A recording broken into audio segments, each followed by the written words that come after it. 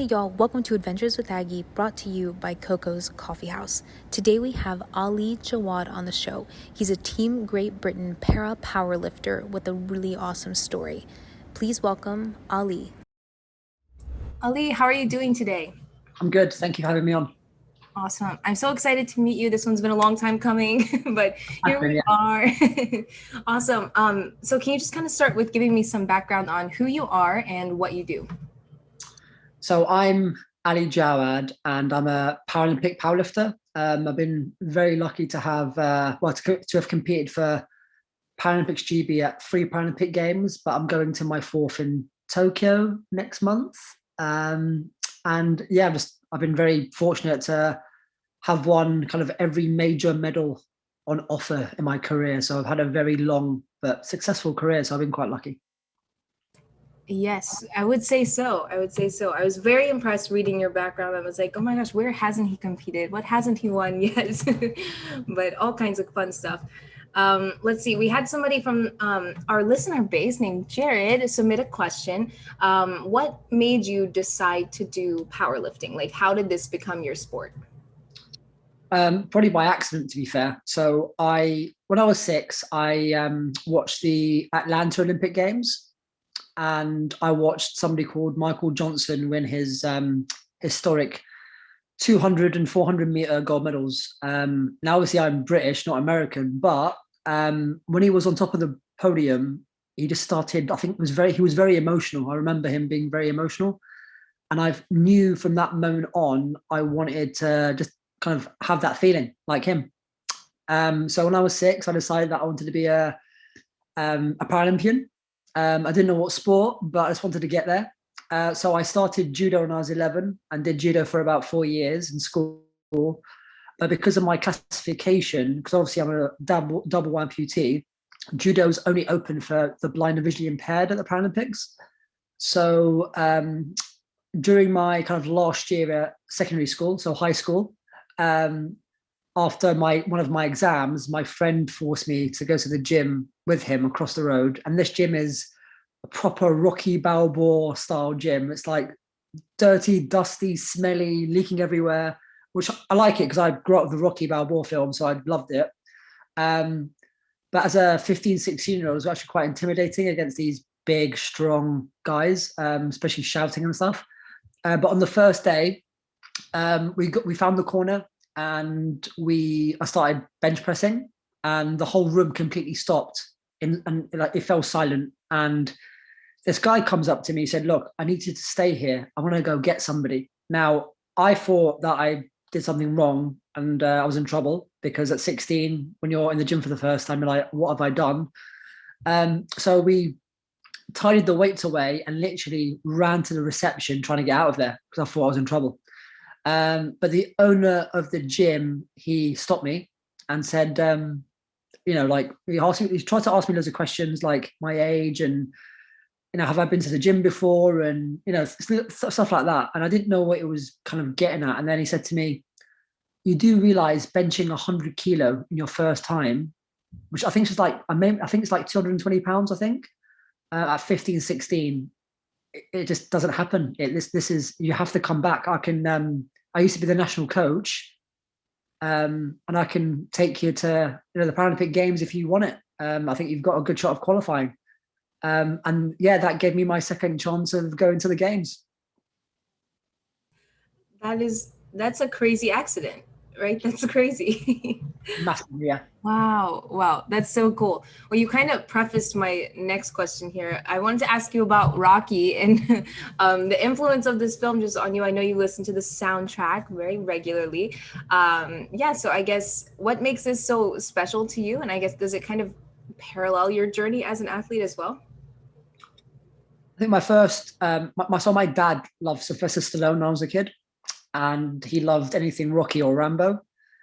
So when I was a kid, I grew up with the films. But for me, obviously, I love Rambo as well. But for me, it was more the Rocky story. For me, it kind of related to me every single step of the way in my career. The underdog that had nothing. Every single hurdle I tried to kind of come up against was a huge odds against me, sort of thing. Also, as well, not many people believed I could pull it off. And literally everything that I've achieved, I've had to earn. There's been nothing that was given to me. And I guess what Rocky kind of represents isn't the fact that it's not really the outcome of anything. It's the fact that you never gave up in that process, and that is what relates to me the most. Like I may not win, may not be the greatest of all time, or I might not win like the major championships. I probably won't win in Tokyo. That's just how it is, unfortunately. But I think what I've done is I've just not given up in spite of the challenges that I face, and that's what Rocky represents. Totally. That's very well said. Very well said. That's a great mindset to have too. Kind of knowing what you're capable of and having fun while you're doing it, right? I don't know about fun. I love that. Cool.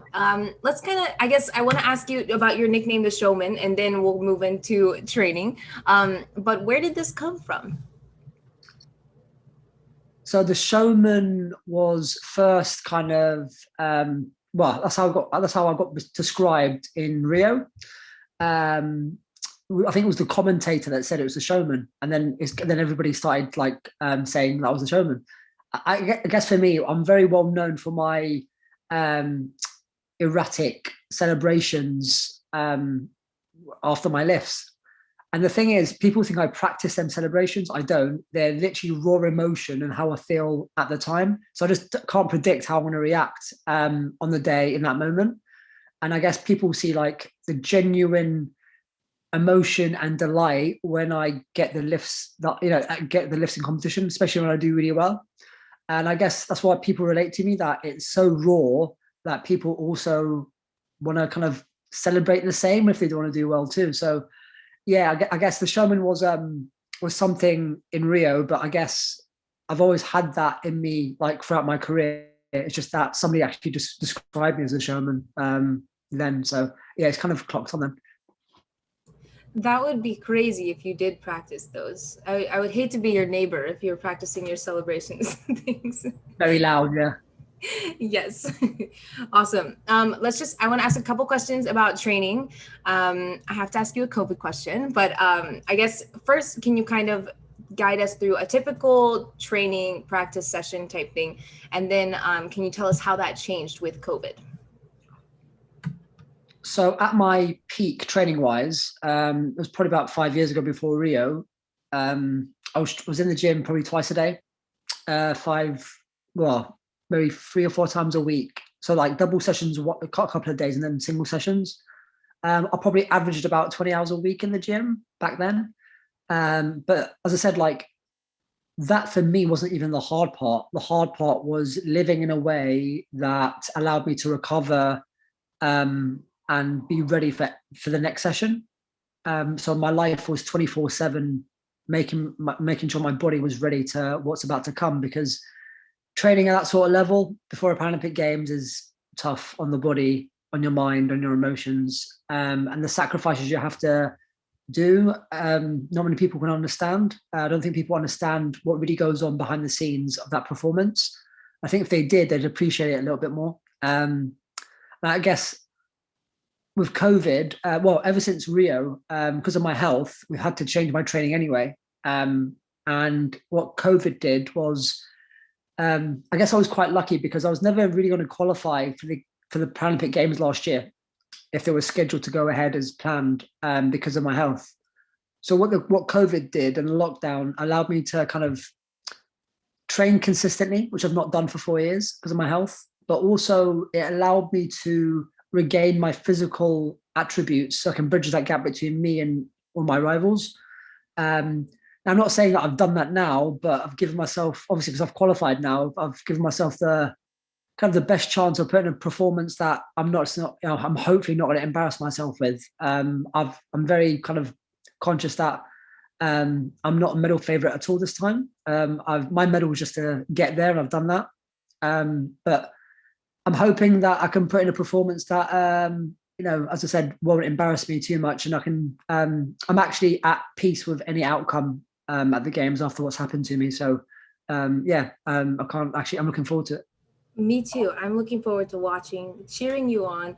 I think just getting there is the accomplishment. Like that's so crazy to me. Like when I think about all the people that I interview and the stuff that y'all do, and like you're saying, the process that you go through to even get there, I, I couldn't do it. I couldn't do it. It's fascinating. So props to you. You're killing it. I'm so excited to see what happens over the next few weeks. I almost said a few months. It's really the next few weeks, right? Yeah, yeah. So like probably at 6 weeks away when I Yeah, compete. that's crazy. Wow, I'm so excited. I'm so excited. Cool. Let's see. A couple more questions just about training, and then we'll talk about Tokyo again, and then I want to talk about exercise. But first, what advice would you give to somebody who wants to start powerlifting? So my biggest advice with someone that wants to get into powerlifting is obviously find the gym. Actually just start lifting. I think for me, when I was younger, like the enjoyment of just going to the gym and just lifting heavy weights was something that absolutely, I really enjoyed it. Forget about the competing part. It was just the fact that I was going into the gym and kind of getting stronger week by week. And that gave me even more motivation to, get stronger. I guess when it comes to competing, that's a completely different level of focus and discipline. But I think for starters, people just go to the gym and enjoy it. And then if you think you want to get into the competitive environment, then yeah, like for me, powerlifting at the Paralympic Games is not like any other sport, because who doesn't want to see the strongest humans on the planet compete against each other? People want to see Usain Bolt, I know, the fastest man in the world, but what about the strongest humans on the planet? Like, it's pretty much the same thing. And that's why our sport is just kind of so unique, because you've got men lifting nearly 4 times their own body weight. That's crazy. And you've got women nearly lifting like 2.5 times body weight, like at their huge best. Like that's insane for me. And I guess a normal person just couldn't really comprehend what we lift. Yeah, definitely. I need you to come help me move out of this apartment. I think you would be way better with my boxes than I could. Awesome. Cool. Let's talk about Tokyo for a second. So, what are you most looking forward to? And I guess what's happening from now? We were talking about the 6 weeks between now and the games, but what do you have going on in those next 6 weeks? Yeah, so I think the big thing for me about Tokyo, and the thing that I'm looking forward to the most, is just competing at world class level again. So I've not competed at world class level for 5 years since Rio. Um, because of my health situation, I've just not been anywhere near fit enough or good enough to compete at that level. So I've missed all the world championships in that period. I think the kind of the highest level that I've competed at is the European Championships or regional championships.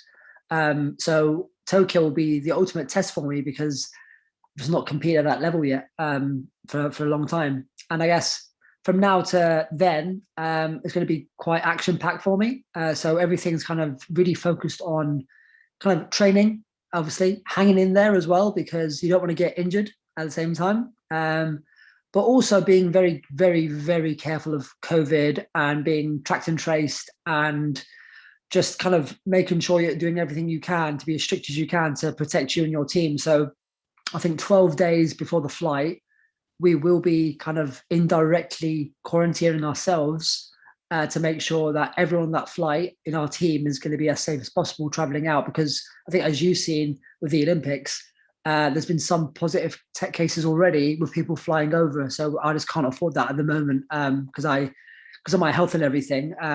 It means that I'll be out. It means it will be over for me. So when the stakes are so high, you have to be as strict as possible. Definitely, definitely. Action packed, but COVID safe for the next 6 weeks. Awesome. Cool. I guess we were kind of talking about how the last year has been weird, right? So, what has kept you motivated and energized to kind of keep up this goal of getting to Tokyo over the last year? I think the last year has been a time for me to reflect, Mhm. but also kind of maintain my busy lifestyle in lockdown. Many people have struggled from being busy to absolutely nothing, but I've done like the opposite, where I've actually done more stuff in lockdown than I've done the last 4 or 5 years. So not only was I training from my living room, because we managed to turn my living room into a gym during isolation, but I'm also studying a PhD in anti-doping and Paralympic sport, which kept me busy.